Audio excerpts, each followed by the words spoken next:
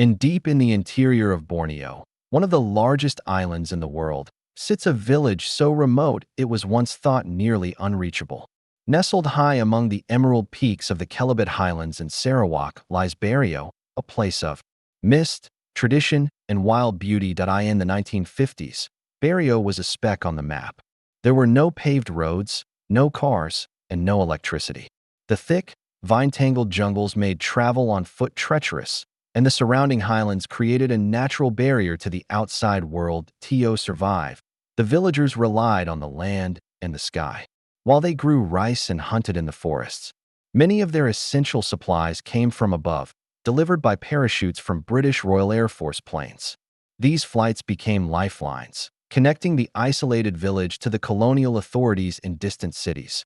This was the tail end of British colonial rule, and although Borneo was being pulled toward the modern world, it remained largely untouched by it.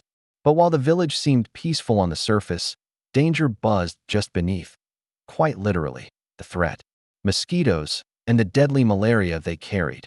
Malaria had long haunted the tropical regions of the world, but in Barrio, it was particularly ruthless. The humid climate and dense foliage created the perfect breeding ground for mosquitoes, and without hospitals or roads, treating the disease was nearly impossible. In response, a joint effort between the World Health Organization, WHO, and the British Colonial Health Service launched a campaign to eliminate the mosquitoes and curb the spread of malaria in the region. The weapon of choice was a chemical hailed as a wonder of modern science. DDT. At the time, dichlorodiphenyltrichloroethane, or DDT, was considered a miracle.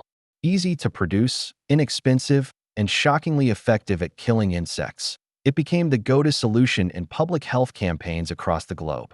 It had already shown success in Southern Europe, India, and parts of Africa. So, it was deployed.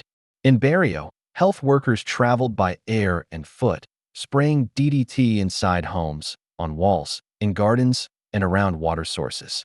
Sometimes it was misted into the air, coating surfaces with its invisible residue.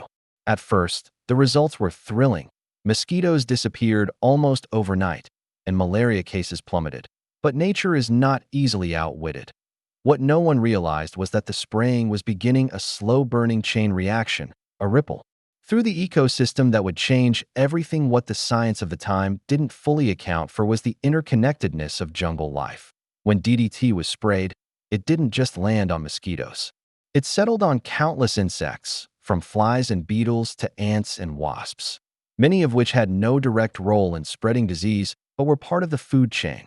Lizards, which were common in and around Barrio homes, fed on these DDT-laced insects.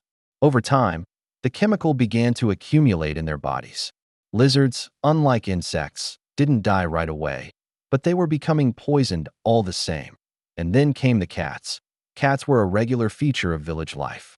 They kept food, stores safe from rodents, and were considered both useful and companionable. In a village like Barrio, where rats posed a constant threat to rice and grain, cats weren't just pets. They were essential. But cats, as natural hunters, loved to chase lizards. They ate them often.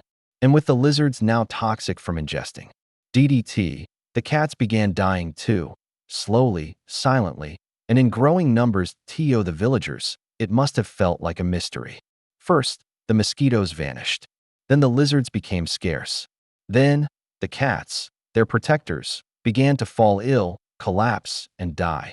And then, as if summoned by the void, came the rats, with the cats gone and the natural order disrupted. The jungle sent in its most opportunistic foot soldiers, rats. Within weeks, they were everywhere. They crawled through homes at night, gnawed their way into grain stores, and destroyed what little food security the villagers had. Rats tore through baskets, chewed holes in sacks, and left behind trails of waste and disease. The infestation was swift, aggressive, and overwhelming. For a community that had only recently celebrated victory over malaria, this new crisis felt like punishment. The villagers had survived a disease carried by mosquitoes only to be threatened by another, this time, one brought by rodents. Leptospirosis, salmonella, plague. These were not just theoretical risks. They were real and deadly. And unlike before, no amount of spraying could stop it. Faced with a spiraling ecological crisis, colonial authorities were forced to reconsider their approach. They couldn't spray more chemicals that had already made things worse. They couldn't build roads, not in time. And the nearest town was hundreds of kilometers away, unreachable except by air. But then, from the unlikeliest corner of bureaucracy, a strange proposal emerged. If we can drop food, why not cats? What began as a logistical joke soon became a serious plan. The Royal Air Force had already been making parachute deliveries of rice, medicine, and supplies to Berrio. So, what if they added something else to the manifest? Cats. Living, breathing, rat-hunting cats. The idea was simple. Select healthy cats from the capital city of Kuching, pack them safely into specially designed, breathable containers, load them onto supply planes, and drop them into Berrio by parachute. And that's exactly what happened in March 1960. The operation was launched at RAF personnel prepared more than 20 cats, each carefully placed inside a wicker basket with air holes, padding, and enough space to survive the short flight. Each basket was strapped to its own parachute, designed to deploy automatically as the plane flew over Berrio at low altitude. The plane roared above the jungle. The crew opened the hatch, and one by one, the baskets fell from the ground. Villagers stared upward as the sky bloomed with soft, white parachutes. It must have seemed surreal. Not food, not medicine, but cats, descending from the clouds like airborne guardians. The baskets landed gently across the village outskirts. None were damaged. The cats, slightly confused, perhaps, emerged from their crates, sniffing the jungle air. And then, without ceremony, they got to work. Cats don't need instructions to hunt. It's in their bones. The rats, sensing their old predators had returned, were not prepared. The cats prowled through rice storage huts, under floorboards, along walls and gardens. They moved silently, instinctively, and slowly, the rats began to disappear. Within weeks, the infestation was under control. The villagers, relieved and amazed, embraced their new feline population. Some cats were given names. Others found homes among families. They became more than tools. They became companions that Berrio's balance had been restored, not through more chemicals or force, but through a return to nature, a rebalancing of predator and prey. And the cats? They became local legends. The story of Operation Cat Drop has endured for decades, not just because of how unusual it sounds, but because of what it teaches in classrooms. It is studied as a lesson in ecology, public health, and systems thinking. How one decision, spraying DDT, led to the collapse of multiple food chains, and how restoring a single piece of the puzzle, cats, helped correct it. But the operation also became a source of folklore.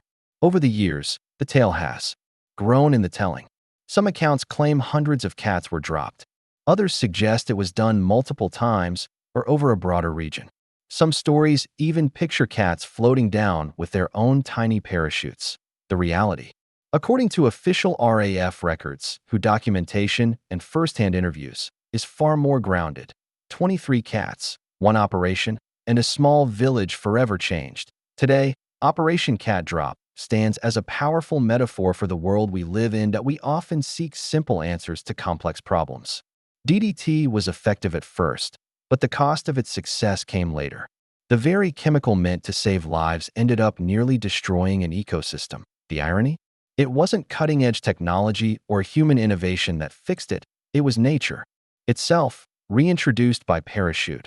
This story reminds us of a deeper truth. Ecosystems are delicate machines, full of relationships we barely understand. When we interfere, we must tread lightly and always consider the consequences we cannot. See that it's a warning. It's also a beacon of hope, because even when we get it wrong, nature has a way of bouncing back if we let it.